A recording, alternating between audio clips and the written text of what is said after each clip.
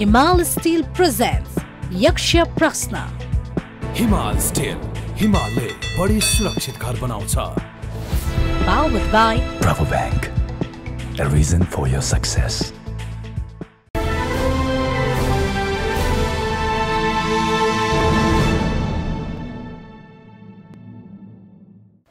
नमस्कार, यक्ष प्रश्नमा तपाईलाई हार्दिक स्वागत छ। म राजेन्द्र बानिया। आजको यक्ष प्रश्न हामी डाक्टर बाबुराम भट्टराईलाई सोध्छौं।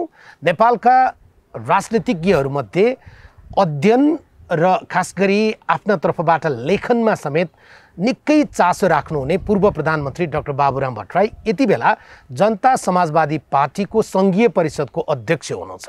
तर जनता समाजवादी पार्टी यति बेला आधिकारिक र वैधानिक तवरबाट विभाजित भएको छैन, तर व्यावहारिक र राजनीतिक कोणबाट हेर्ने हो भने विभाजित प्राय भइसकेको छ। किनभने जसपाको एउटा पक्ष सरकारमा सामेल भएको छ। चुनावको घोषणा गरिएको छ, संसद विघटन भएको छ। तर के चुनाव हुन्छ विषय अदालतमा गएर अड्किँदै गर्दा र काम चलाउ भइसकेको सरकारले पूर्ण बजेट सार्वजनिक गर्दै गर्दा यो चुनाव बजेट जसरी देखिएको छ यसभित्रका अन्तरकुन्तरका कुरा आज यक्ष प्रश्नका रूपमा हामी डाक्टर बाबुराम भट्टराईलाई सोध्छौँ। स्वागत छ तपाईँलाई कार्यक्रममा। धन्यवाद।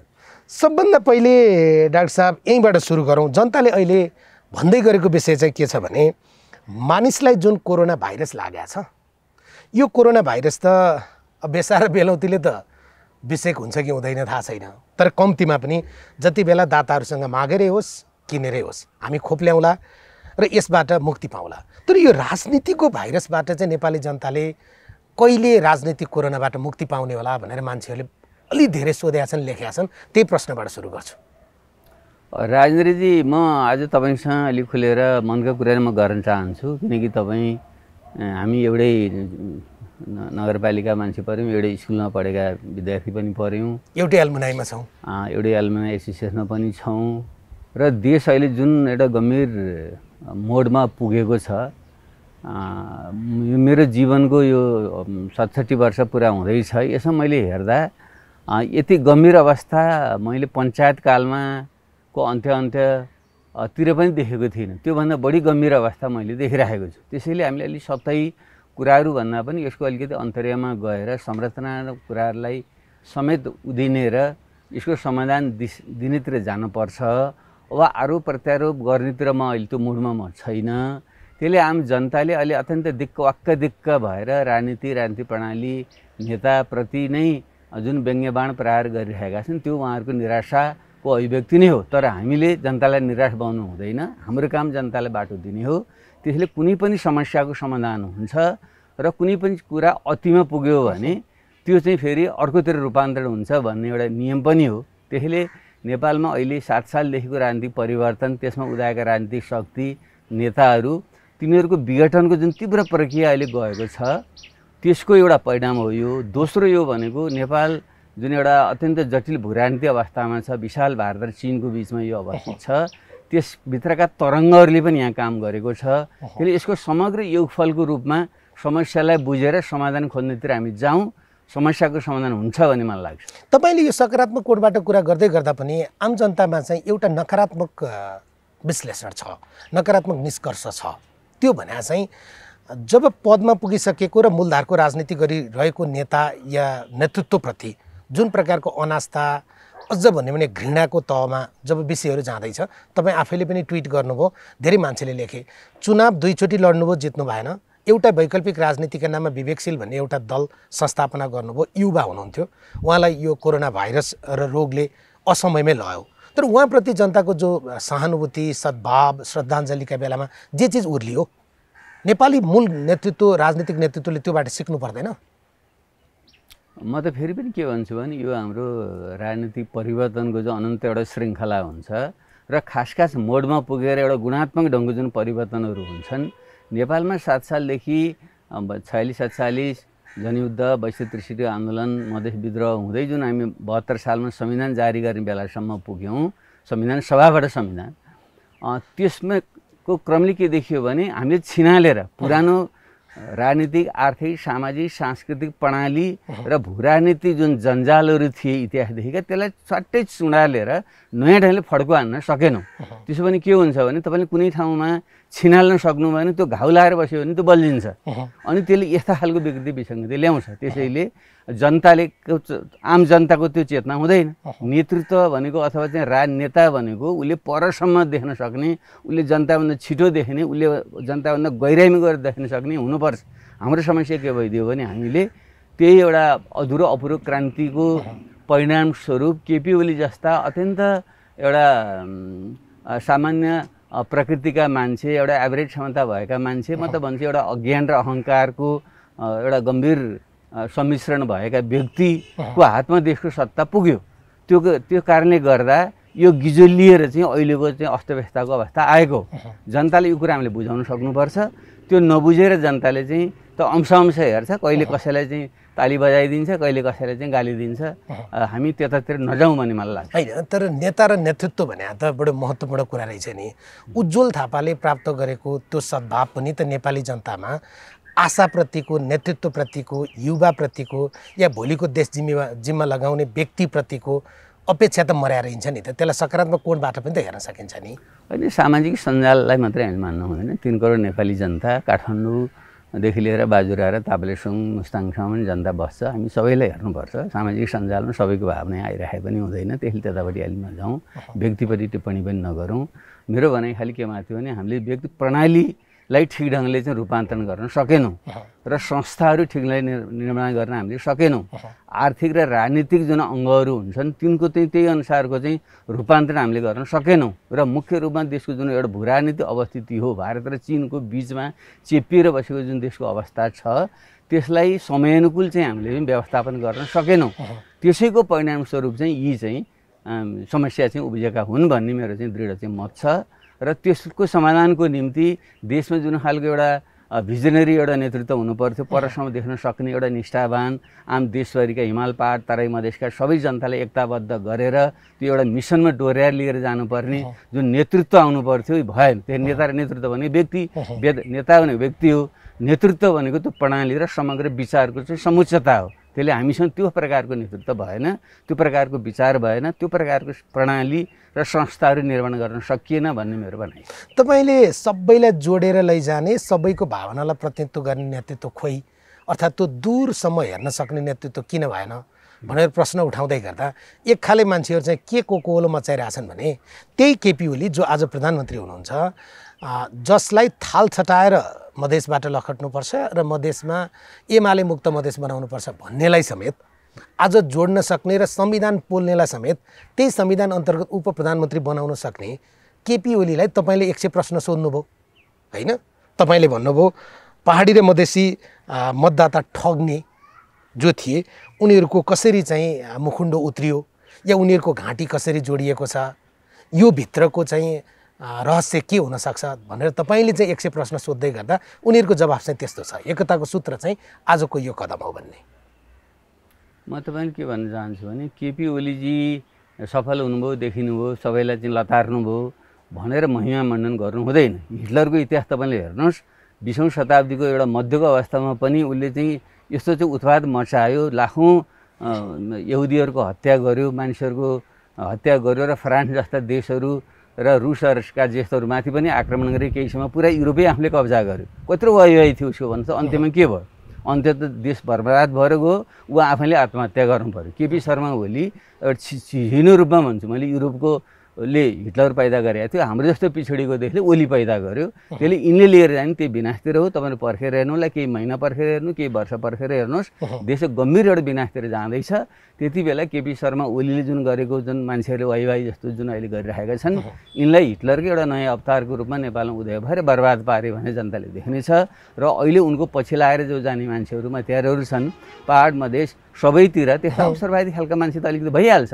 तपाईँकै पार्टीका पनि एउटा किता र एउटा हिस्सा त अहिले सरकारमै सहभागी भयो होइन? त्यही त होइन, पार्टी भनेको पनि यही सामाजिक उपजका मान्छेहरू नै हुन्। हामी त पार्टी एउटा उन्नत विचार लिएको एउटा वैकल्पिक पार्टी, हिमाल पहाड तराई मधेस जोड्ने, सबै समुदायको मधेसी, थारू, आदिवासी जनजाति, खसार्य महिला, दलित, मुस्लिम सबैको प्रतिनिधित्व भएको पार्टी हामी बनाउन खोज्दैछौँ। यो गर्ने क्रममा अब यस्ता खालका कुरा कर्कटहरू, अवसरवादी शक्तिहरू, तत्त्वहरू पनि घुसपेठ गर्छन्, आउँछन् र तिनीहरूले यस्तो चाहिँ धोका दिन्छन्। यो त बुझेकै कुरा हो। म त यस्ता धेरै भोगिसकेको छु, त्यसलाई मैले ठुलो मान्दिनँ। मुख्य कुरा के हो भने नेतृत्वमा केपी शर्मा ओली जस्तो व्यक्ति चाहिँ एउटा नेपालको यो जटिल मोडमा आएर नेतृत्व गर्नु र देशलाई यसरी चाहिँ भएको चाहिँ संविधान छ त्यसलाई धुँदा पार्ने जुन चाहिँ प्रशासनिक र राज्य प्रणाली छ त्यसलाई नष्ट गर्ने र सबै प्रतिनिधि सभालाई दुईचोटिसम्म भङ्ग गरेर एउटा रिक्त बनाएर चाहिँ एउटा अध्यादेश मार्फत चाहिँ आफूलाई मनपरी ढङ्गको चाहिँ देशलाई नै विनाश गर्ने ढङ्गको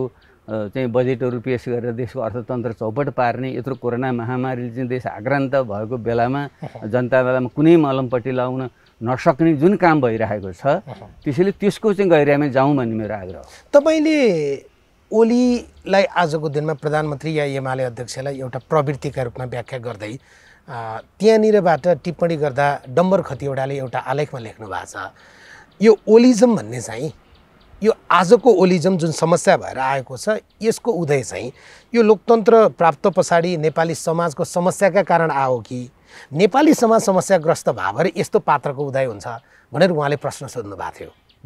हो, डम्बर खतिवडा हाम्रो प्रचार विभागको प्रमुख र हाम्रो अत्यन्त हामीले युवा राम्रो आशा गरेका चाहिँ युवा विचारक चिन्तक लेखक चाहिँ हुनुहुन्छ र उहाँका लेखहरू चाहिँ सबैले पढ्न म आग्रह गर्छु। मैले सधैँ मेरो ट्विटरमा त्यसलाई सेयर गरिरहेको हुन्छु।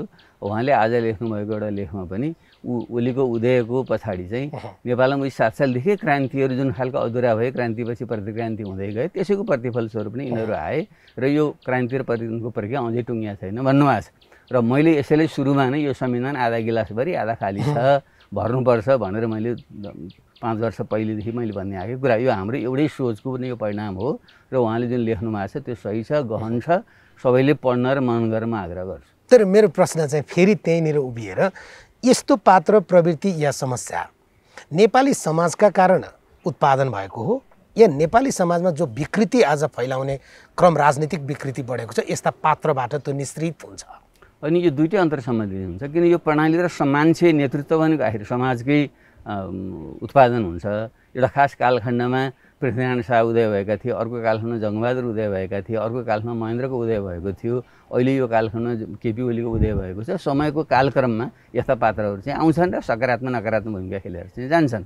र यो अहिले केपी ओलीको उदय चाहिँ नेपालमा 7 सालदेखि जुन एउटा क्रान्ति भएर उदय आएको छ र खास गरी माओवादी जनयुद्ध र वैश्विक 63 आन्दोलन, मधेस विद्रोहपछि एउटा ठुलो परिवर्तन, सबभन्दा ठुलो परिवर्तन हुँदै थियो। त्यसका कट्टर विरोधी कितामा उभिएका मान्छे हुन् केपी शर्मा ओली भनेको। तर यत्रो परिवर्तनलाई पूर्णतामा पुर्याउन नदिनुको निम्ति यसका विरोधी मान्छे जुन सत्तामा पुगे, त्यसले गर्दा उनले चाहिँ त्यो परिवर्तन झन् उल्ट्याउने दिशातिर उनी गए। अहिले केपी ओलीको भूमिका भनेको त्यो परिवर्तनको उपलब्धि उल्ट्याउने, यो संविधानलाई नष्ट गर्ने, देशको जुन जटिल भूराजनीतिक जुन अवस्थिति छ यसको व्यवस्थापन गरेर राष्ट्रिय स्वाधीनता, सार्वभौम सत्तालाई बलियो पार्ने जुन अहिलेको कार्यभार हो त्यसलाई नष्ट गर्नेतिर उनी एउटा धमिराको रूपमा काम उनले गरिरहेको छ। त्यस अर्थमा चाहिँ केपी ओली प्रवृत्तिको उदय हो र उनी एउटा नकारात्मक पात्र हुन् र यो समाजको उपज उनी हुन्। तर त्यसो भनेर फेरि उनलाई क्षमा गर्न सकिँदैन। क्षमा गर्ने प्रश्न उठ्दै गर्दा तपाईँको एउटा आशाको प्रश्नमा अलि मान्छेले बढी विवाद गरेको, टिका टिप्पणी गरे पनि सुनियो होइन?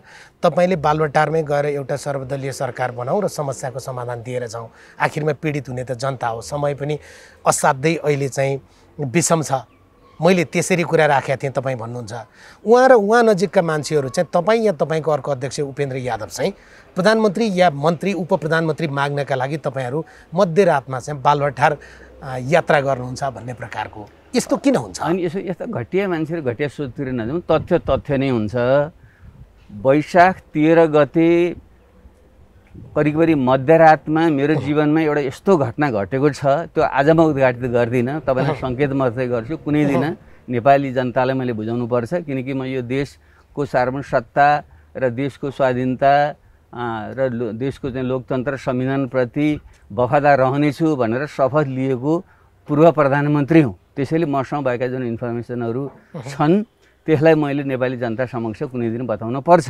तर म एउटा त्यो नागरिक पनि भएको नाताले मैले यो देशको प्रधानमन्त्री केपी शर्मा ओली जो एकदम प्रतिगमनकारी छन्, उनको र मेरो चाहिँ किता ठिक अपोजिट छ, तै पनि देशको कुर्सीमा प्रधानमन्त्रीमा बसेको व्यक्तिलाई मैले यो कुराको जानकारी गराएर चाहिँ देशलाई बचाउनुपर्छ भनेर म विशुद्ध मेरो पवित्र आत्मा लिएर म उनकहाँ गएकै हो र मैले बाहिर अस्ति भनि पनि सकेको छु र उनले बोलाएर गएन म आफै गएर मैले यो देशलाई बचाउने हो भने के गम्भीर कदम चाल्नुपर्छ तपाईँले मार्ग प्रशस्त गर्नुहोस् एउटा राष्ट्रिय सहमतिको चाहिँ एउटा सरकार बनाएर जाउँ हामी आकाङ्क्षी बन्न हुँदैन पूर्व प्रधानमन्त्रीहरू बरु सबैलाई मान्ने हुने एउटा कोही नयाँ पात्र खोजेर देशलाई निकालिदिउँ यो भन्न म गएकै हो र मलाई लाग्छ अहिले पनि त्यो हुन सकेको भए देशलाई एकताबद्ध गरेर लान सकिन्थ्यो तर केपी ओली जो आफै भित्र रूपमा पनि उनी एउटा यो परिवर्तनका विरोधी थिए र बाह्य रूपमा पनि उनी कसैको चाहिँ सेवामा चाहिँ लागेका पालिएकै उनी मान्छे हुन् त्यो कारणले गर्दा मैले दिएको सदास्यपूर्ण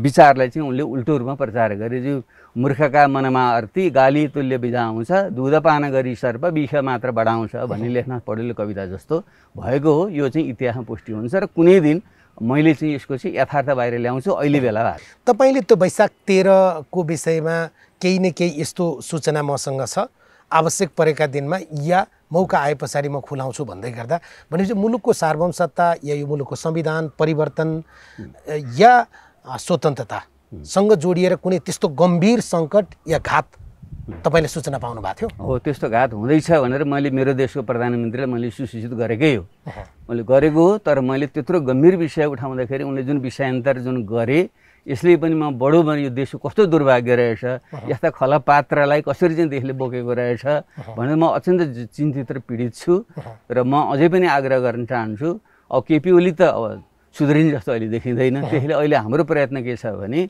केपी ओली जस्ता खलपात्रलाई विदा गरेर देशको राष्ट्रिय स्वाधीनता बचाउने देशको लोकतन्त्र संविधानको रक्षा गर्नको निम्ति अहिले हामी सबै बाँकी सबै काङ्ग्रेस एमाले भित्रका माधव नेपालले नेतृत्व गरेको चाहिँ पक्ष प्रचण्डले नेतृत्व गरेको माओवादी हाम्रो चाहिँ जनता समाजवादी पार्टी को पनि तपाईहरु पक्ष भन्नु पर्यो पक्ष भन्नु पर्यो त्यो एकाध कुरा कर्कट मात्रै हो मुख्य पार्टी हामीसँग नै छ सबै पार्टी केन्द्रीय समिति कार्यकारिणी समिति सबै अङ्गमा हाम्रो अत्यधिक बहुमत छ त्यसले यही पार्टी नै हो अब एकाध मान्छेले त टिपेर चाहिँ गरिराख्छन् त्यो बेग्लै कुरा हो र चाहिँ हाम्रो मोहन विक्रमजी पुरानो नेता हुनुहुन्छ उहाँहरूको चाहिँ राष्ट्रिय जनमोर्चा भएर जुन हामीले एउटा वैकल्पिक एउटा लोकतान्त्रिक रक्षाको निम्ति प्रतिगमन विरोधी जुन एउटा चाहिँ मोर्चा हामीले निर्माण गर्न खोज्दैछौँ यसको बलमा नै अहिले हामीले यो उपलब्धिको रक्षा गर्नुपर्छ र राष्ट्रिय स्वाधीनताको रक्षा गर्नुपर्छ बाँकी कुरा चाहिँ हामी फेरि पछि हल गर्दै जान्छौँ तर तपाईँ जतिको जिम्मेवार नागरिकले मुलुक सङ्कटमा पर्दैछ भन्ने सूचना प्राप्त गरेपछि म बेला आएपछि खुलाउँछु भन्दै गर्दा एउटा नेपाली समाजमा उखान छ नि त्यो समुदायप्रतिको सम्मानले नै भने हो तपाईँहरू पनि स्फूर्तिका साथ समयमै निर्णय गर्नुहोस् है भनेर माझीले महत्त्व गर्दा 7 गाउँ डुब्यो भन्छन् नि त्यसो भयो भने त तपाईँ मैले जिम्मेवार ठाउँ भनेछु मेरो देशका हाम्रो पार्टीका जिम्मेवार नेताहरू र अरू पार्टीका जिम्मेवार नेताहरूलाई मैले यो कुराहरू चाहिँ राखेको छु र मैले त प्रधानमन्त्री हो नि देशको कार्यकारी प्रमुख त प्रधानमन्त्री हो त्यसलाई भन्नु कुरा पनि ठुलो कुरा हो त त्यो हिसाब गरेर इतिहासले चाहिँ भोलि चाहिँ त्यसको मूल्याङ्कन पक्कै गर्छ त्यसो भए मुलुक बचाउने त नेपाली नागरिक हो जागरुक नेपाली जनताले मेरो मुलुकमा कहाँनिर सङ्कट आछ भन्ने थाहा नपाउने यति बढी यो सञ्चार माध्यमबाट मैले यति राख्नु पर्याप्त भएन मैले त बुझिन दर्शकले कसरी बुझ्नु होला यो प्रष्टै छ नि देशमा भएको व्यवस्था उल्ट्याउनको निम्ति भित्र बाहिरी तत्त्वहरूको ठुलो ग्रान्ड डिजाइन अन्तर्गत ठुलो चाहिँ षड्यन्त्र अन्तर्गत यो कदम चालिँदैछ पुस 5 गतेदेखि यो चाहिँ जेठ 7 गते मध्यरातसम्म जुन परिघटनाहरू भए यो ठुलो एउटा नाटकको चाहिँ परिदृश्यहरू हुन् र नेपालका सबै चाहिँ जुन राज्यका अङ्गहरू छन् यहाँका अदालतदेखि लिएर प्रशासनतन्त्रदेखि लिएर सुरक्षा अङ्गदेखि लिएर आर्थिक अङ्गदेखि लिएर तिनलाई चाहिँ भत्ताभङ्ग पार्ने र देशलाई बर्बादीतिर लिएर जाने जुन एउटा डिजाइन अन्तर्गत यो खेल भइरहेको छ त्यसै भएको हुनाले यति बेला पनि युद्धका कतिपय नियम हुन्छन् युद्धका सबै गोपनीयताहरू खोलिँदैन म आफै 10 वर्ष युद्ध लडेर आएको मान्छे त्यसैले हामीले चाहिँ एउटा ब्रड नीतिगत कुरा गर्नुपर्छ त्यो जनतालाई बुझाउनुपर्छ तर चाहिँ ट्याक्टिकल जुन कुराहरू हुन्छन् युद्ध मोर्चामा चाहिँ प्रयोग गर्ने जुन विधिहरू हुन्छन् लडाइँका त्यो चाहिँ खोल्नु हुँदैन त्यसमा त लडाइँ हारिहालिन्छ नि त्यसै भएको हुनाले हामी त्यो लडाइँमा छौँ र मेरो के आग्रह छ नेपाली जनता फेरि एकचोटि राष्ट्रिय स्वाधीनताको निम्ति सार्वभौमसत्ताको निम्ति एक भएर चाहिँ उभिन्छ र हामीले लडेर ल्याएको लोकतान्त्रिक संविधान र जुन प्रणाली छ त्यसको रक्षामा उभिन्छ र अनि त्यसपछि चाहिँ हामीले यस्ता खलपात्रहरूलाई हामीले चाहिँ ठेगान लगाउँछौँ भन्ने चाहिँ मेरो सबैसँग तर तपाईँले त्यसो भन्दै गर्दा डम्बरजीले त्यो विषयमा पनि भन्नुभएको छ हामीले लोकतान्त्रिक आन्दोलन या क्रान्तिको कुन चाहिँ मोडल अवलम्बन गऱ्यौँ भन्ने विषयमा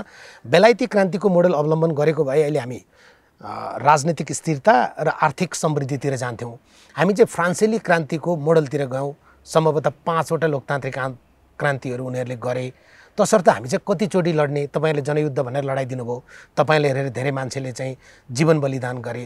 लडेको लडाइँ मात्रै गर्ने जात हो नेपाली जनता। त्यो डम्बरजीको म उहाँसँग बहस गर्न चाहन्छु। म युरोप बेलायत भनेको सबभन्दा पुँजीवादको सबभन्दा विकसित देश थियो। त्यो औद्योगिक क्रान्ति त्यहाँ हुँदै गरेको अवस्था थियो र त्यो क्रममा उसले चाहिँ त्यति बेलाको विश्वव्यापीमा एउटा व्यापारको चाहिँ सबैको चाहिँ केन्द्र एकाधिकार उसले जमाइसकेको थियो। लन्डन त्यति बेला नि विश्वको सबभन्दा ठुलो सहर थियो। त्यति बेला भएको ग्लोरियस क्रान्ति 17औं शताब्दीको अवस्था र नेपालको अवस्था फ्रान्सै मिल्दोजुल्दो। फ्रान्स भनेको चाहिँ बढी गाउँले बनेको चाहिँ किसानहरूको चाहिँ बाहुल्य भएको चाहिँ एउटा देश थियो, निरङ्कुशताले राज गरेको देश थियो। त्यसो भएको हुनाले त्यहाँ फ्रान्सेली क्रान्ति भयो। नेपाल पनि अत्यन्त हिमाल पहाड तराई मधेसको विविधतामा चाहिँ विभाजित भएको, साना साना टुक्री उत्पादन सम्बन्ध भएको, किसानहरूको विभिन्न जातिहरूको चाहिँ बाहुल्य भएको यस्तो मुलुक भएको हुनाले यहाँ चाहिँ बेलायतको चाहिँ पुँजीपातीहरूको एउटा चाहिँ जुन उदार सामन्तहरू हुन्छन् तिनीहरूकै नेतृत्वमा नै रूपान्तरण हुने अवस्था हाम्रो होइन। र हाम्रो भनेको चाहिँ फ्रान्स र अन्य देशहरू जस्तै चीन, रुसहरू, भियतनामहरू जस्तै एउटा क्रान्तिको बाटोबाटै जाने मुलुक हो। यो विषयमा चाहिँ मैले अन्यत्र पनि चर्चा गरेको छु। त्यो विषयमा चाहिँ डम्बरजीको चाहिँ अलिकति चाहिँ विश्लेषणले त्यति होइन, उहाँले त्यसलाई चाहिँ हुन त उहाँको आशय के थियो पाठकले सम्पूर्ण रूपमा बुझ्नुपर्छ भन्ने छैन। तर क्रान्ति एकपटक सम्पन्न गरे पछाडि स्थिरताको बाटोमा समृद्धिको बाटोमा जान सकेको भए हुन्थ्यो भन्ने आशय हो भने जस्तै उहाँले बेलायत र जापानको सभ्यता संस्कृति र स्थिरताको कुरा गर्नुभएको छ, त्यसलाई त किन नकारात्मक रूपमा बुझ्नु पर्यो? होइन, त्यो भौतिक परिवेशमा हेर्नु पऱ्यो क्या। जस्तै जापान पनि एउटा टापु भएको र अलग्गै चाहिँ आफै चाहिँ स्वतन्त्र भएको चाहिँ एउटा चाहिँ मुलुक हो र बेलायत पनि त्यस्तै ऊ चाहिँ एउटा टापु भएको मुलुक र चाहिँ बन्द व्यापार संसारसँग गरेर अलि छिटै चाहिँ विकसित भएको मुलुक हो। र त्यहाँका जुन उदार सामन्तहरू हुन्छन्, एनलाइटेन फ्युडल लर्डहरू हुन्छन्, तिनीहरूले नै आफ्नो एउटा नेतृत्वमा चाहिँ त्यो क्रमशः रूपान्तरित गर्दै गएको बाटो हो।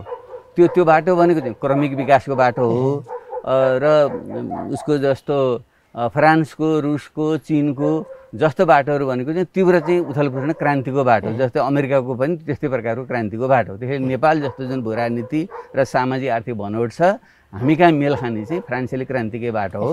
त्यसैले यसमा हामीले कुनै पनि दुविधा लिनु। तर जनताको मनमा चाहिँ प्रश्न के छ भने 7 सालमा हामीले श्री 3 का विरुद्धमा लड्यौँ, श्री 5 लाई सत्ता र शक्ति दिएछौँ। 46 सालमा पनि त्यही प्रकारको एउटा शक्तिसँग लड्यौँ। 62-63मा आउँदा त दुईवटा शक्तिसँग मलाई लाग्छ, एउटा संवैधानिक आवरणमा सक्रिय हुन खोजेको राजतन्त्र होस् या अर्को द्विदलीय जुन निरङ्कुशता थियो दलहरूको, त्यो बाटोको विरुद्ध पनि लड्यौँ। लोकतन्त्र, गणतन्त्र, उन्नत व्यवस्था। अब चाहिँ के लागि लड्ने?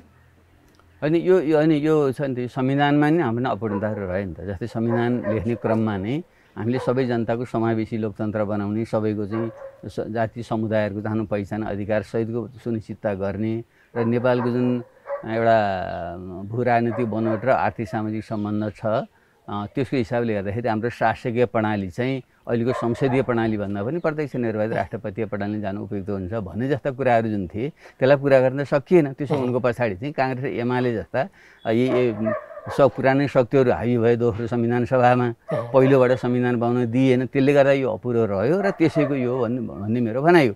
र यसो एउटा छुटेको पाटो म तपाईँ के भन्छु भने हामीले चाहिँ हाम्रो विश्लेषण गर्दाखेरि चाहिँ जापान, अमेरिका, बेलायत, फ्रान्स, रुस जस्ता ठुला देशहरू जो आफै साम्राज्य हुने हैसियतको देश हुन् तिनको र नेपाल जो ठुला साम्राज्यहरूको बिचमा छ इतिहासदेखि नै, यतापट्टि चाहिँ भारतीय र उतापट्टि चिनियाको बिचमा भएको मुलुकको अवस्था एउटै बाटोमा गइदिए हुन्थ्यो भनेर परिकल्पना गर्न मिल्दैन।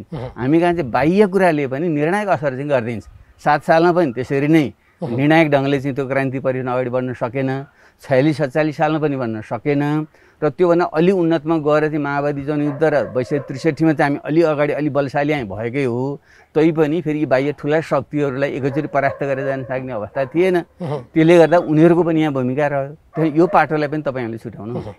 तर अब के भनेर जनतासँग फेरि एकचोटि लड्न आऊ भन्ने, जस्तै तपाईँहरूले अहिले ओली सरकारको या उहाँको कदमका विरुद्धमा 5 दलीय गठबन्धन पनि बनाउनु भएको छ होइन, अदालतसम्म जानु पनि भएको छ। तर जनताकोमा चाहिँ के भन्न जाने हो? अहिले हामी यही भन्न जाने, तपाईँ हामीले यत्रो बलिदान गरेर जुन प्रणाली ल्याएका थियौँ विविध कारणले गर्दाखेरि त्यति बेला पनि केपी ओली जस्ताहरूको बिस्तारै टाउको उठाउँदै गएका थिए र बाह्य शक्तिहरूले तिनलाई उकेरा लाउँदै उकार्दै थिए र हामीले त्यति बेला केही मानिसहरूले भन्न सक्यौँ तर आवाज पुगेन, जनतालाई पनि त्यति बुझाउन सकेनौँ। अहिले घटनाक्रमले देखायो आज यी शक्तिहरू भनेका चाहिँ त प्रतिगामी नै शक्ति रहेछन् र यो बाह्य शक्तिबाटै उकेरा लागेको शक्तिहरू रहेछन्। अब यो 5 वर्षको घटनाले पनि देखायो। त्यसैले तपाईँ हामीले यो जुन प्रणाली छ जनताले जारी गरेको संविधान जो भले अपुरो अधुरो छ यसको रक्षा पहिले गरौँ, यसैमा टेकेर यो संविधानलाई आवश्यकता अनुसार चाहिँ सुधार गरेर चाहिँ अगाडि बढौँ र लोकतन्त्रलाई विकसित र आम जनता हिमाल पहाड तराई मधेसका जनता सबैले जोडेर अगाडि बढ्न सक्यौँ भने यो यस्ता यो प्रतिगामी शक्तिलाई परास्त गर्न सकिन्छ र सँगसँगै बाह्य शक्तिहरूले यस्ता शक्तिहरूलाई उचालेर देशमा जुन वितण्डा मचाइराखेको छ त्यसलाई पनि रोक्न सकिन्छ भनेर हामी जनतामा जानुपर्छ र जनतालाई के पनि सिकाउनु पर्छ भने क्रान्ति र परिवर्तन भनेको निरन्तर प्रक्रिया हो। यो एउटै झड्कामा पुरा हुँदैन, झड्कामा पुरा भएन भने नआत्तिनुहोस्। हाम्रो पुस्ताले यहाँसम्म ल्यायो, अब यसलाई रक्षा गरेर तपाईँहरूको पुस्ताले अगाडि बढाउनुहोस् भनेर हामीले नयाँ पुस्तालाई आग्रह गर्नुपर्छ। तर एउटा खिसिटिउरीको प्रश्न चाहिँ के छ भने तपाईँ जस्तो संविधान तथापि त्यति बेला तपाईँ महत्त्वपूर्ण जिम्मेवारीमा हुनुहुन्थ्यो तर संविधान जारी गर्ने बेलामा असन्तुष्टिका बावजुद आधा गिलास पानी कि गिलास आधा खाली तपाईँको बारम्बार प्रयुक्त हुने शब्दावली हो त्यो होइन। त्यसो भने तपाईँ देशव्यापी दौडामा जानुभयो, तपाईँकै अर्को अध्यक्ष र उहाँको तात्कालीन दलको कुरा गर्ने हो भने त संविधान पुनर्लेखन गर्नुपर्छ भन्नुहुन्थ्यो। अब उनीहरूको खिसिटिउरीको प्रश्न चाहिँ के भने 16 बुँदे सहमति गरेर संविधान जारी गर्ने या राष्ट्रवादी अडानका साथ नेपालमा लागेको नाकाबन्दी हुन्जेलसम्म भारत भ्रमण जान्न भन्ने हामी चाहिँ संविधानको चाहिँ आज यसलाई मार्न लागि परेको अनि संविधानै पुनर्लेखन गर्नुपर्छ भने बाबुराम उपेन्द्र तहका मान्छेहरू चाहिँ संविधानको रक्षक भन्छन्। हो, घटनाले के देखायो त? घटनाले के देखायो? यो संविधान अधुरो अपुरो रहेछ भन्ने देखायो। त्यसैको असन्तुष्टिमा टेकेर नै प्रतिगामी शक्तिहरूले खेलेर उल्ट्याउनु खोज्दैछन् भन्ने चाहिँ देखियो। त्यसले हाम्रो भनाइ सही रहेछ नि। यी त नक्कली जो मान्छे संविधान सभाका गणतन्त्रका संहिता पक्षधर थिएनन्, गोहीको आँसु झारेर जनतालाई भ्रम छरेर यिनीहरू सत्तामा पुगे र चाहिँ संविधानलाई नै अधुरो बनाएर चाहिँ राखे र अहिले अलिक आफ्नो शक्ति आर्जित हुँदै गइसकेपछि र जनताको क्रान्तिकारी चेत अलिकति भुत्ते हुँदै गइसकेपछि फेरि यिनले चाहिँ बाह्य शक्तिसँग साँठगाँठ गरेर यसलाई उल्ट्याउने चाहिँ प्रयत्न गर्दैछन्। यो त सिधा कुरा हो नि। त्यसैले हामी त सत्य कुरो हिजो पनि बोलेका थियौँ, आज पनि त्यो बोलिरहेका छौँ। यिनले हिजो पनि झुटो कुरो बोलेका थिए, आज पनि झुटो कुरो बोलिरहेका छन् र यिनीहरूको सालनाल कहाँ जोडिएर छ भने देखियो नि त। हिजो उग्र नाकाबन्दी कहाँ जोडिएर रहेछ अनि देखियो नि त। जो यो देख्नु भएन जो चाहिँ उग्र यो नाकाबन्दीको विरोध गर्ने र समर्थन गर्नेहरूको जुन अहिले एउटै सरकारमा एउटै कुर्सीमा बसिरहेका छन्, यी कहाँबाट पाली पोसित रहेछन्? कसको इसारामा चाहिँ हिजो चाहिँ राष्ट्रवादको नारा लगाएका रहेछन् एक थरीले, अर्का थरीले चाहिँ क्षेत्रीतावादको नारा लगाएर रहेछन् भन्ने त अहिले देखियो नि। तर तपाईँले यसो भन्दै गर्दा तपाईँप्रति पनि म प्रति प्रश्न के गर्न सक्छु भने संविधानमा दीपावली गर्ने र ब्ल्याकआउट गर्नेहरूको घाँटी किन जोडियो? हिजो नाकाबन्दीको विरोध गर्ने र समर्थन गर्नेहरूको घाँटी किन जोडियो? तपाईँले भन्दै गर्दा तपाईँको आफ्नो गठबन्धनलाई चाहिँ हेर्नु भएको छैन? त्यो पनि त्यस्तै खिचडी छ त? होइन, यो छैन। त्यो हामी त्यति बेला पनि मैले संविधान आधा गिलासभरि आधा खाली भन्दा अहिले यो दीपावली गर्ने बेला पनि होइन। काङ्ग्रेसले दीपावली गरे होइन, माधव नेपालहरूले दीपावली गरे होइन। यो त सुन, दीपावली पनि अहिले गर्ने होइन, ब्ल्याकआउट पनि गर्ने, दुइटै गर्ने होइन भनेको छु मैले। त्यति बेला दुइटै गर्नु बढी भएको थियो भनेको थिएँ मैले। त्यसैले अहिले पनि मेरो जुन एउटा भनाइ थियो त्यही नै सत्य साबित भइरहेछ। तर अब यति बेला त यो भएको आधा गिलास पनि घोप्टिन थाल्यो नि त। हामी त आधा गिलास भर्न भने हिँडेका मान्छे, केपी ओली र चाहिँ यो उनका मतियारहरूले त आधा गिलासै घोप्ट्याउनु खोजे भने यसलाई बचाउन आधा गिलास बचाउनुको निम्ति जो हिजोका काङ्ग्रेस र चाहिँ एमाले हुन् माधवजीहरू लगाएको उहाँसित मिल्नै पऱ्यो नि त। अहिले यो आधा गिलास बचाउनलाई हो, त्यसपछि आधा गिलास भर्न चाहिँ फेरि हामी नयाँ शक्तिहरूसँग चाहिँ मिलेर हामी जान्छौँ। तपाईँले यसो भन्दै गर्दा तपाईँले कोही शक्तिको मतियार भएर कठपुतली भएर तपाईँकै भाषामा भस्मासुर गतिविधि ओली जो गरिरहेछन् भन्ने छ नि। फेरि एकचोटि आज मैले डम्बरजीलाई धेरैचोटि नाम लिएँ, उहाँले भन्नुभएको छ सिनेमा आधासम्म चाहिँ सी जिनपिङ हेर्दै हुनुहुन्थ्यो, त्यस पछाडि चाहिँ सामन्त गोयलतिर उहाँ लाग्नुभयो र सम्भवतः अवस्था यस्तो आयो भनेर उहाँले लेख्दै गर्दा यसमा चाहिँ उहाँको निष्कर्षप्रति तपाईँको आपत्ति छ कि समर्थन? होइन, केपी ओली त हेर्नु आफ्नो सत्ता स्वार्थको निम्ति उहाँको कुनै पनि निष्ठा छैन क्या। उहाँको झापा आन्दोलनको बेलादेखि नै सबभन्दा पहिले झापा आन्दोलन धोका दिएर लात मारेर हिँडेर त उहाँ हो नि त। तर संयोगले जेलमा पर्नुभयो, उहाँ लोकतन्त्रको निम्ति जेलमा बसिया भन्नुहुन्छ। त्यो धेरै मान्छेले भनेको छ लोकतन्त्र 14 वर्ष उहाँ लोकतन्त्रको निम्ति बसिया होइन उहाँ त, अर्कै केसमा उहाँ बस्नुभयो। अब अहिले लोकतन्त्र बसी उहाँले भन्नुहुन्छ। त्यसो त तपाईँहरू पनि जनयुद्धमा हामीले राजनीतिक मुद्दा भन्नुहुन्छ, तपाईँहरूका नाममा लागेका 100 मुद्दा कुरा त ज्यान मारे मुद्दाहरू छन्। होइन, त्यो त पुरानो सत्तालाई हामी त्यसलाई पल्टायौँ नि, त्यो कुरा छोडिदियौँ। हामी त क्रान्तिमा लागेको थियौँ, हामी क्रान्तिमा लागेको थियौँ, बेग्लै पाटो। अब मैले तपाईँलाई यहाँ भन्न खोजेको चाहिँ विषय के हो भने केपी ओलीजीले नेपालको जुन भूराजनीतिक संवेदनशीलता छ, अब मैले सुरु सधैँ मेरो भनाइ के छ भने हामी नभुकौँ नझुकौँ, ठुला शक्तिहरूसँग झुकेर हुँदैन, उनीहरूलाई उत्तेजित पार्ने होइन। हामीले चाहिँ अत्यन्त चातुर्यपूर्ण ढङ्गले देशलाई एकताबद्ध गर्ने र सबै छिमेकीहरूलाई चाहिँ उत्तेजित नपारिकन आफू बलियो भएर अनि उनीहरूको चाहिँ जुन ऐतिहासिक रूपले हामीमाथि जुन सिकन्जा अथवा चाहिँ डोरी कसिएको छ त्यसलाई खोक्ल्याउनुपर्छ, त्यसैले भुक्ने काम पनि नगरौँ झुक्ने काम पनि नगरौँ भन्ने मेरो भनाइ। तर केपी ओली मार्का शासकहरू जो हिजोदेखिकै नै यस्ता अरू पात्र पनि छन्, यिनीहरू चाहिँ के गर्ने जनतालाई ठग्नको निम्ति ठुल्ठुलो स्वरले चिच्याउने, यो त ठुलो राष्ट्रवादी जस्तो रहेछ भन्ने, अनि सत्तामा गएपछि चाहिँ तिनैसँग लम्पसार भएर आफ्नो कुर्सी जगाउने, यो जुन काम गर्छन् यो बेठिक हो भन्न खोजेको मैले। मेरो कहिले पनि त रहेन। यो जनतालाई मूर्ख बनाउने सवालमा त लिङ्कनको एउटा भनाइ छ नि, खुब रमाइलो होइन? You can fool all the people some of the time and some of the people all the time, but you cannot fool all the people all the time. हो एक्ज्याक्टली हो। त्यसो भएको हुनाले यस्ता पात्रहरूले सबै जनतालाई सधैँ मूर्ख बनाउँछु भन्ने जुन सोच्छन्, अब त्यो बिन्दुतिर केपी ओली उन्मुख भइराख्नु भएको छ। उहाँले अहिलेसम्म त धेरैलाई मूर्ख बनाउनु भयो, केही समय मूर्ख बनाउनु भयो, सबैलाई सधैँ मूर्ख बनाउन सकिँदैन, त्यो दिन आउँछ। अब बिस्तारै त्यो दिशा जान्छ। तर म भन्छु अझै त्यति सहज छैन। त्यति सहज किन छैन भने खास गरी भू राजनीति यो बिचमा यो गत दशकमा धेरै परिवर्तन भएको छ। चीन एउटा ठुलो विश्व शक्तिको रूपमा उदय भइसकेका थिएन एक दशक अगाडि। भारतमा जुन अहिले जुन खालको हिन्दू कट्टरपन्थी जुन शक्तिले आएर चाहिँ प्रभुत्व जमाइराखेको छ त्यो एक दशक पहिले थिएन। यो भनेको ठुलो चाहिँ एउटा चाहिँ शक्ति र वैचारिक परिवर्तन हो छिमेकमा। त्यसले उनीहरूको जुन चलखेल यहाँनिर हुन्छ त्यसलाई चाहिँ हामीले चाहिँ छेकेर देशलाई एकताबद्ध गरेर लिएर जान मेरो विचारमा मैले नयाँ शक्ति बनाउने बेलादेखि अहिले जसमा पनि भन्ने आएको छु, एउटा त हिमाल पहाड तराई मधेसका यो जुन हाम्रो देशको चाहिँ जातीय क्षेत्रीय विविधता छ, यी सबै जनतालाई राज्यमा सहभागी हुने एउटा मोडेल हामी बनाएर जानुपर्छ। दोस्रो कुरा, राज्य सत्ताको दोहन गरेर अरबौँको चाहिँ लुट मचाएर देशलाई कङ्गाल पार्ने भ्रष्टाचारको जुन यो प्रवृत्ति बढेर गएको छ, यसलाई रोकेर चाहिँ राज्य स्रोतको चाहिँ राम्रो सदुपयोग गरेर विकास निर्माण लगाएर देशभित्र रोजगारी सिर्जना गरेर 60 लाख चाहिँ विदेशी जान बाध्य छ, यिनलाई देशभित्र राख्ने यो ढङ्गले हामी जान सक्यौँ भने बल्ल छिमेकीहरूको दबाब छेक्न सकिन्छ भन्ने मेरो भनाइ चाहिँ यो नबुझेर कतिपयले बाबुरामले चाहिँ यो राष्ट्रवादको बेला चाहिँ ठुलो चर्कोसोकले भुकेन भने म भुक्दैन झुक्दैन मेरो भनाइ। भुकेन कहाँ भन्छन् र? धेरैले त्यो भन्छ। भारतले जे सिकायो त्यही बोल्छ बाबुराम।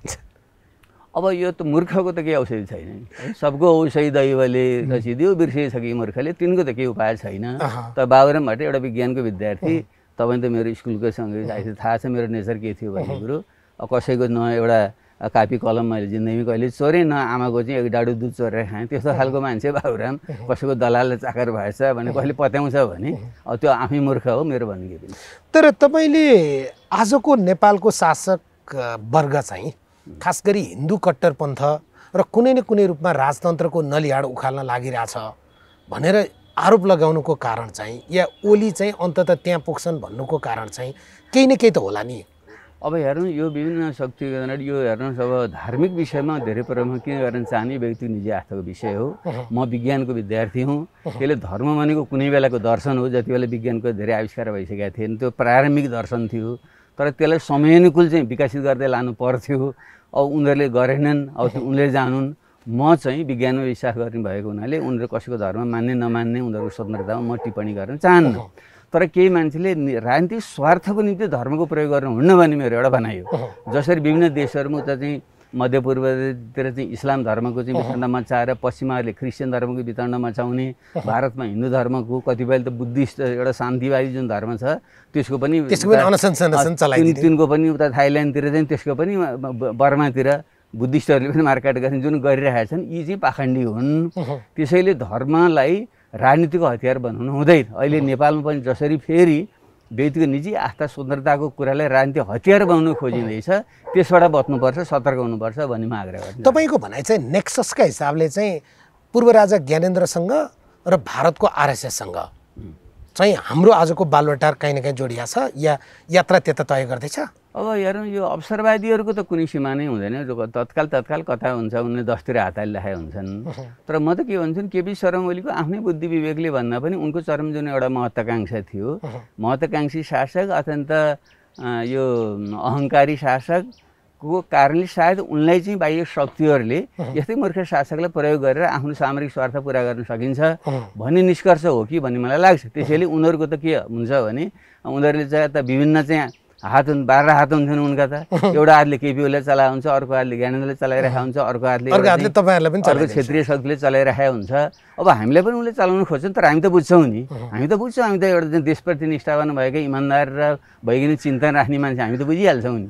तर मैले सङ्केत गरेको त्यतै हो। त्यसो भएको हुनाले हामीले चाहिँ जो आम जनता छ जसलाई यी सबै कुरा चाहिँ थाहा जानकारी हुँदैन, उहाँहरूले चाहिँ यो कुरा बुझेर जो चाहिँ विज्ञानमा विश्वास गर्ने सत्य र न्यायप्रति निष्ठावान मान्छेहरू, चरित्रवान मान्छेहरू छन्, तिनको कुरालाई साथ दिने र जो चाहिँ आफ्नो स्वार्थको निम्ति जे पनि गर्ने मान्छेहरू छन्, जो त इतिहासले बताउँछन्, त्यस्ता मान्छेहरूलाई चिनेर तीबाट नबहकिने हुनु पर्यो र देशलाई बचाउनु पर्यो, लोकतन्त्रको रक्षा गर्नु पर्यो, संविधानको रक्षा गर्नु पर्यो। तपाईँले यसो भन्दै गर्दा खास गरी नेपालको डोमेस्टिक पोलिटिक्सका बारेमा या हाम्रो देशभित्रको राजनीतिका बारेमा बोल्दा पनि तपाईँसँग यो विजय चौथाईवालाको तपाईँलाई थाहा पनि छ, उहाँको एउटा कमेन्ट छ नि, होइन? तपाईँ चाहिँ अहिले पनि suppose you are living into the dreamland of JNU, तपाईँ जवाहरलाल नेहरू विश्वविद्यालयमै पढेर चर्को भाषण गर्ने त्यही बेलाको विद्यार्थी जस्तो भएर प्रतिक्रिया दिनुहुन्छ भन्ने उहाँको लेखाइ थियो। अब म उहाँमा टिप्पणी उनी टिप्पणी गर्न लागेको मान्छे एउटा सामान्य जुनियर अस्ति मात्रै आएको एउटा सामान्य कार्यकर्ता हुन्थे नि। त्यो हाम्रो उहाँलाई मोदीको विश्वासिलो पात्रका रूपमा कतिपय मान्छेले खासै बेलामा कोही मान्छेहरूलाई चाहिँ टिपेर चाहिँ यसो चाहिँ फुल सजा जस्तो राखिदिन सक्छ कसै, टिप्पणी गर्न लागेको पात्र होइनन्। तर म JNU प्रति चाहिँ गर्व गर्छु। JNUले हाम्रो पालामा 70-80 को दशकमा अक्सफोर्ड अफ द इस्ट पनि भनिन्थ्यो। त्यो यस्तो चाहिँ ज्ञानको एउटा केन्द्र थियो। त्यो भन्दा स्वतन्त्रता, त्यहाँ विभिन्न खालका विचारहरूको भएर छलफल गर्ने जुन स्वतन्त्रता हामीलाई प्राप्त थियो, त्यो वातावरण हुर्केको मान्छे म हो। त्यसैले यस्ता चाहिँ कट्टरपन्थी पढेको मान्छे आक्रोश चाहिँ अलिक धेरै नै हुन्छ, होइन? होइन, ती मान्छेहरूप्रति चाहिँ जुन यस्ता कट्टरपन्थी शासकहरू हुन्छन्, त्यस्ता मान्छेलाई चाहिँ त्यस्तो स्वतन्त्र विचार भएका विवेकशील मान्छे मन पर्दैन नि त। त्यसैले उनीहरूले त्यस्ता खालको आरोप लगाउने गर्छन्, त्यसबाट हामी भोग्नु हुँदैन। अलिकति तपाईँले व्यवस्था, हाम्रो आजको प्रणाली, संस्कार र संस्कृतिका बारेमा भनेको एउटा विषय भन्छु। अहिलेको राजनीतिक सङ्कट भनेको पुरानो विचार, पार्टी र नेतृत्वको सामूहिक विघटनको अभिव्यक्ति हो। नयाँ निर्माणको निम्ति पुरानो भत्कन पर्छ भन्नुभएको छ नि। तपाईँ आफै 68 वर्ष पुग्दै हुनुहुन्छ, पुरानोले नछोड्दासम्म त नयाँ कसरी आउने हजुर? अनि त्यो त पहिलो पुरानो भनेको त विचारमा हेर्नु पऱ्यो। विचार, नीति, कार्यक्रम, योजना चाहिँ समयअनुकूल विकसित हुनु पऱ्यो। नयाँ र पुरानो मुख्य आधार थियो, त्यसलाई वहन गर्ने पनि यदि मान्छेले आफूलाई समयअनुकूल चाहिँ रूपान्तरण गर्दै सुधार्दै लयो भने बुढो मान्छे पनि युवा हुन्छ। तर चाहिँ कोही मान्छे, बुढा मान्छेहरू चाहिँ खालि पुरानो बखान मात्रै गरेर बस्ने, नयाँ सिक्न नखोज्ने मान्छे हुन्छन्, त्यस्ता मान्छेले चाहिँ छोडिदिनुपर्छ भन्ने मेरो भनाइ हो। फेरि पनि युवा पुस्तामा जो नयाँ कुरा सिक्ने हुटुटी हुन्छ, ऊर्जा हुन्छ, तिनीहरूलाई नै अगाडि सार्दै जानुपर्छ र पुरानाले चाहिँ बिस्तारै चाहिँ मार्ग प्रशस्त गरेर जानुपर्छ भन्ने मेरो भनाइ। एउटै पार्टीमा 3-3वटा अध्यक्ष बनाउनुको सट्टा हाम्रो उमेर चाहिँ शारीरिक रूपमा पनि बढी भयो, अब हामी अभिभावक भएर बसौँ भनेर उदाहरण चाहिँ, किनभने धेरै कुरामा उदाहरण दिन रुचाउने मान्छे तपाईँबाटै आरम्भ गर्न पाएको हो। बिल्कुल, हामी त्यही भन्ने यो त होइन। हामी विभिन्न पार्टी जोड्ने क्रममा यो सङ्कलनकालीन व्यवस्था मात्रै हो। त्यसले हाम्रो चाहिँ तपाईँले विधानहरू हेर्नु होला, मेरो नयाँ शक्तिको बेलामा हामीले राखेको प्रस्ताव पनि तपाईँ हेर्नु होला।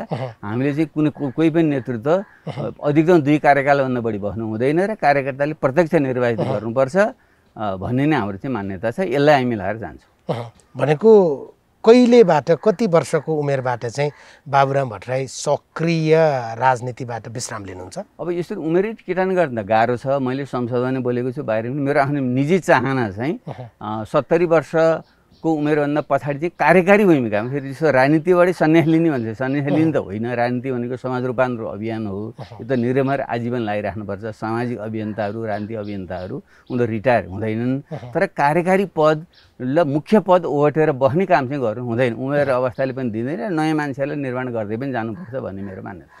हिजो युद्धकालबाट बाहिर आउँदा प्रचण्डले एउटा अन्तर्वार्तामा बाबुराम र म चाहिँ कम्तीमा पनि हामी कार्यकारी भूमिकामा आउँदैनौँ भन्नुहुन्थ्यो। त्यो त पत्याउन छोडियो, देखि विषयले पनि त्यस्तो पुष्टि गरेन। अब चाहिँ 2 वर्षभन्दा पछाडि तपाईँ कार्यकारी पदमा नजाने? होइन, मेरो त होइन, मेरो इच्छा चाहिँ त्यो छ। मैले सुरुदेखि त भन्ने त्यस्तो प्रणाली बनाऊँ भन्नेमा म छु।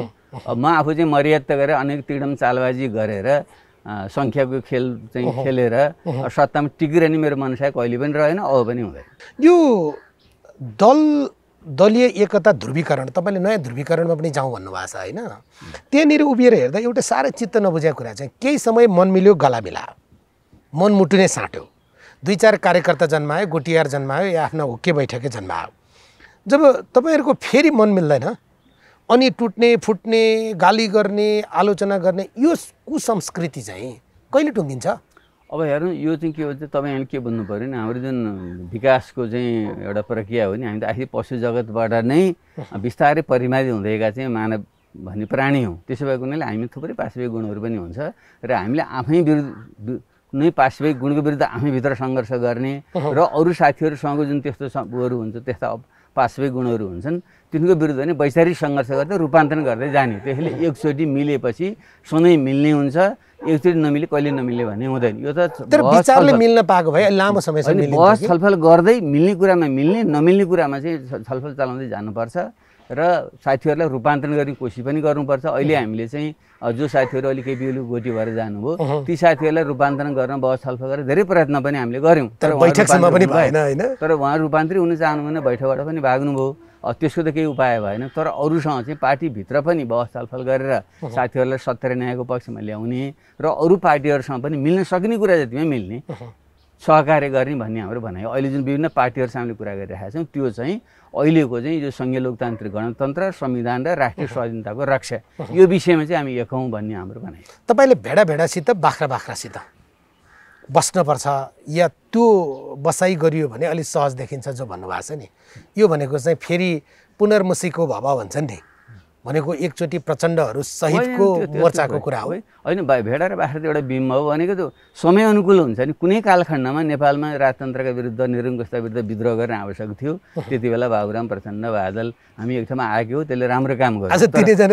सुन तैँले अब फेरि अब नयाँ परिवेशमा गयौँ नि त, हामी नयाँ यात्रै नयाँ भइसक्यो, नयाँ गन्तव्यमा हामी हिँड्दैछौँ। हामी त मुगलिनसँग जाँदा सँगै गयौँ, त्यसपछि त हामी जानु अब एउटा पोखरा जानु छ, एउटा गोर्खा जानु छ, एउटा चाहिँ चितवन जानु छ भने त अलग बाटो लाग्छ नि। त्यसैले अब हामी एउटा नयाँ यात्रा फेरि हामी जुन गर्दैछौँ त्यो नयाँ यात्रामा फेरि नयाँ मान्छेहरू एक भएर आउनुपर्छ भन्ने मेरो चाहिँ भनाइ। तर एउटा तितो टिप्पणी हुन्छ होला, वैशाख 10 गते 77 सालमा केपी ओलीले नै पार्टी मिलाइदिए, आज फेरि पार्टी चाहिँ केपी ओलीले नै फुटाइदिए होइन? त्यो गलत कुरा हो। त्यो त्यसरी त्यो यो अत्यन्त सतै होइन, त्यो गलत कुरा हो। हाम्रो एउटा के सोसियल मिडियाले के गर्ने 10 चोटि भनेको भनाइ गरेर चाहिँ असत्यले सत्य साबित गर्न खोज्छ। त्यसको 76 साल वैशाख 21 गते त्यति बेला बाबुराम भट्टराई नयाँ शक्ति पार्टीको संयोजक थियो, उसको कार्यालय बगरमलमा थियो। त्यहाँ त्यति बेलाको चाहिँ सङ्घीय समाजवादी फोरमका उपेन्द्र यादव, राजपाका महन्त ठाकुर सरसिंह भण्डारीहरू र जनमुक्ति पार्टीका MS थापा लगायत हामी 4 पक्ष बसेर 1 वर्ष अगाडि बढौँ भने हामी सुरु गरेकै थियौँ। त्यसैको क्रममा नै हाम्रो पटक वार्ताहरू भइरहेकै थिए। अर्को वर्षको वैशाख 10 गते हामीले त्यसलाई एकता गरेको मात्रै हो। त्यसले उनले गराइदिए र उनले लिएर गयो भने अत्यन्त सत्य चाहिँ विश्लेषण हो। त्यो सत्य हो नि, त्यो सत्य हो नि। असत्य कुरा भनेको भनाइ गरेर चाहिँ हामीले दोहोऱ्याइराख्नु हुँदैन। आज तपाईँसँग कम्तीमा पनि बजेटको कुरा गर्दिनँ, किनभने यो विषयमा धेरै बहसहरू पनि भए, तपाईँका अभिव्यक्तिहरू टिप्पणीहरू पनि बाहिर आइसके। तथापि बजेट जुन बाटोबाट ल्याइयो त्यो चाहिँ तपाईँलाई चित्त बुझाएको छैन?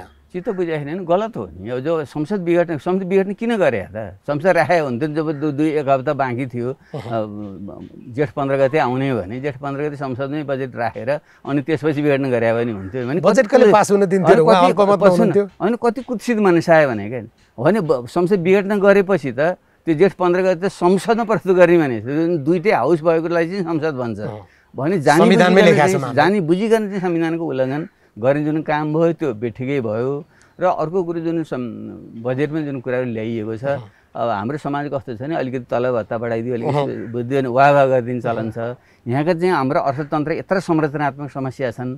कृषि प्रधान देश छ, कृषिको चाहिँ आमूल एउटा रूपान्तरण भूमि सम्बन्धको जुन हुनुपर्थ्यो त्यो हाम्रो भइरहेको चाहिँ छैन। 80 लाख 60 लाख 80 लाख मान्छे विदेशमा छन्, तिनलाई चाहिँ कमसेकम वर्षको 10 लाखका दरले रोजगारी सृजना गर्ने जुन राष्ट्रिय चाहिँ एउटा कार्यक्रम आउनु पर्थ्यो त्यतापट्टि हाम्रो योजना चाहिँ छैन।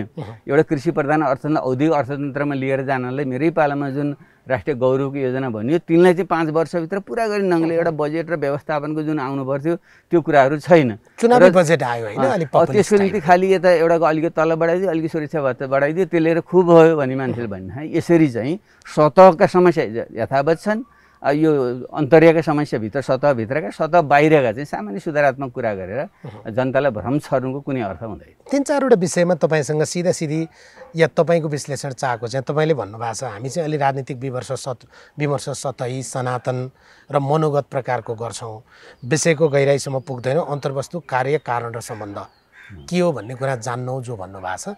त्यहीँनिर उभिएर आज कुरा गर्दा चाहिँ मुलुक त एउटा भयङ्कर सुरुङभित्र त गयो नि होइन? हो, बिल्कुल। त्यहाँबाट बाहिर आउन के गर्ने? हो, बाहिर आउनको निम्ति यो सुरुङमा कसरी पस्यो पहिले चाहिँ त त्यसलाई खोल्नु पर्यो हामीले। त्यो भनेको चाहिँ जुन जनताको प्रतिनिधि सभा हो लोकतन्त्रमा, जनताको प्रतिनिधि सभा नै सबभन्दा महत्त्वपूर्ण थल हो। त्यसको चाहिँ अब पुनर्स्थापना होस्। अब मुद्दा छ अदालतमा, अदालतले मलाई लाग्छ कुनै पनि हिसाबले यो चाहिँ प्रतिनिधि सभाको पुनर्स्थापना भयो भने त्यसले लोकतन्त्रलाई ट्र्याकमा ल्याउँछ अनि त्यसपछि सरकार बनाएर विधिवत ढङ्गले हामी अगाडि जान सक्छौँ। त्यस पछाडि पनि मान्छेले चाहिँ के भन्छन् भने चिनेकै अनुहार परीक्षण भइसकेकै व्यक्तिहरू उनीहरूको पालाका करतुत यो जम्मै कुरा सम्झिँदा त के सकारात्मक हुन्छ र भन्छ। अहिले त सुन्नु त्यसले के हुन्छ कसले प्रणाली बच्यो भने खराब मान्छेले त फेरि कुनै बेला निर्वाचन हुन्छ, निर्वाचनमा परास्त गर्न सकिन्छ। अहिले त प्रणाली भत्कने हो नि त। त्यसले प्रणाली पहिले बचाउँ, सिस्टमलाई पहिले बचाउँ अनि व्यक्तिलाई चाहिँ पछि हामी ठेगान लाउन सक्छौँ भन्ने मेरो भनाइ। एउटा प्रधानमन्त्री देशको चाहिँ कस्तो हुनुपर्छ? अब एउटा देशको प्रधानमन्त्री अथवा जुन मुख्य कार्यकारी प्रमुख हुन्छ उसले चाहिँ देशका संरचनात्मक समस्या प्रणालीका सबै विषयवस्तुहरूलाई क्षेत्रीय र अन्तर्राष्ट्रिय परिषदलाई बुझेर एउटा स्पष्ट दिमागमा खाका यो देशका समस्यालाई समाधान गर्ने यस्तो खाका हुनुपर्छ भने त्यस्तो सोच भिजन पहिलो काम उसमा हुनुपर्छ।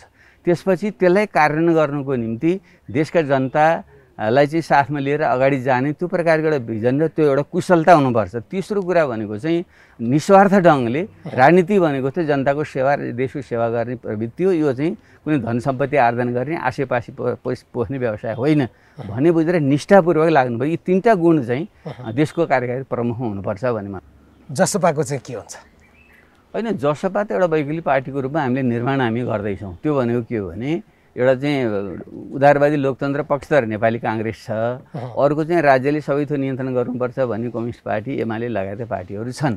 हामीले चाहिँ के भने यी दुईटै विचारहरू अहिले 21औं शताब्दीमा अलि अपुरा भए, त्यसैले व्यक्तिको निजी स्वतन्त्रता पनि भएको र राज्यले चाहिँ आवश्यक सामाजिक दायित्व पनि लिने प्रकारको एउटा चाहिँ समावेशी र सहभागिता पनि लोकतन्त्रमा आधारित एउटा नयाँ समाजवादी व्यवस्था चाहिँ हुनुपर्छ, विचार हुनुपर्छ भने त्यो विचारमा आधारित भएको हिमाल पहाड तराई मध्य सबै जनतालाई जोड्ने र देशमा सुशासन सदाचार कायम राख्ने त्यस्तो वैकल्पिक शक्ति हामी निर्माण गर्न खोजेको हो। यो चाहिँ प्रयोगमै छ। त्यसै भए उनले मान्छे केहीमा आउने जाने गरिराख्छन्, तर अन्त्यमा मलाई के लाग्छ भने काङ्ग्रेस र कम्युनिस्टको विकल्प एउटा तेह्रो शक्ति देशले खोजेको छ। हिमाल पहाड तराई मध्य जोड्ने सच्चा राष्ट्रिय शक्ति देशले खोजेको छ।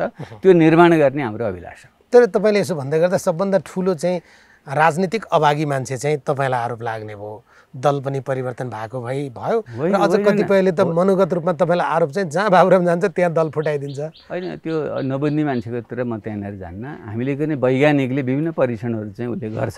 परीक्षण गरेपछि नै कुन चाहिँ काम लाग्दो रहेछ, कुन काम लाग्दो रहेछ, कुन सही र कुन गलत भन्ने थाहा हुन्छ। तपाईँ असफल नेता हो नेपाली राजनीतिको?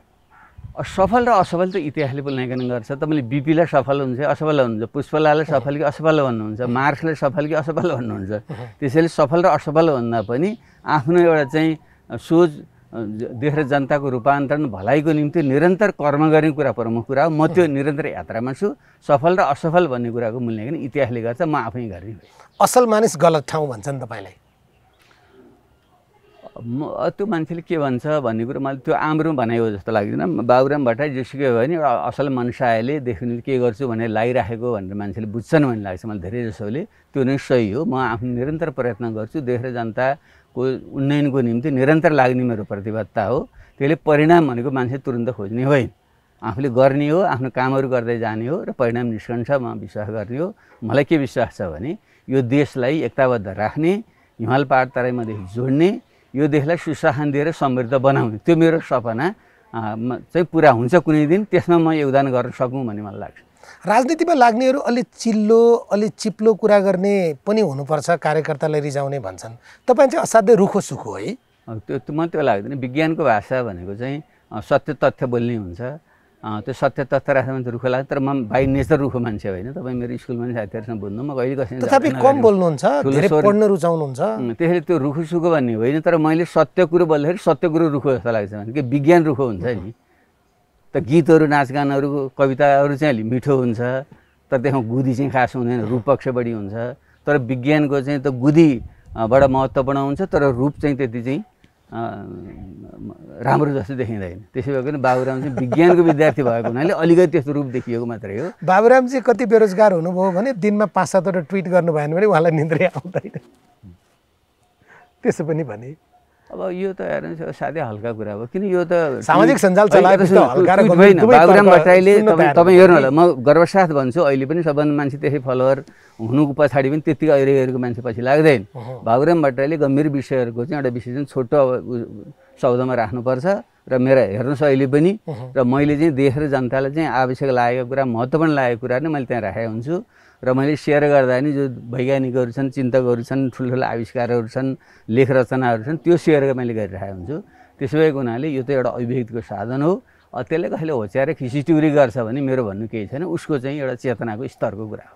तपाईँलाई धन्यवाद, स्वस्थ रहनु होला। धेरै धन्यवाद, तपाईँले स्वस्थ रहनुहोस्। डाक्टर बाबुराम भट्टराईलाई आज हामीले 100 प्रश्न सोध्यौँ। उहाँकै निवास परिसरको छेउछाउमा आएर, तथापि यो उहाँको निवास होइन, त्यहाँ नजिकको एउटा ठाउँमा बसेर आजको 100 प्रश्न हामीले रेकर्ड गऱ्यौँ। 100 प्रश्नलाई प्रायोजन गरेको छ हिमाल स्टिलले।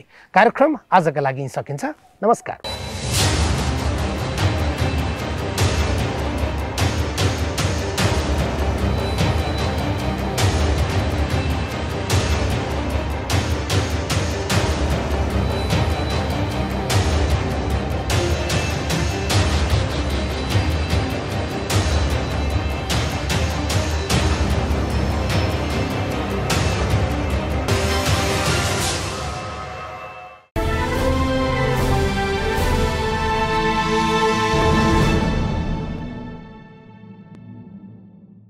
Himal Steel presents यक्ष्य प्रश्न। हिमाल स्टिल, हिमालले बढी सुरक्षित घर बनाउँछ। Powered by Rabobank, a reason for your success.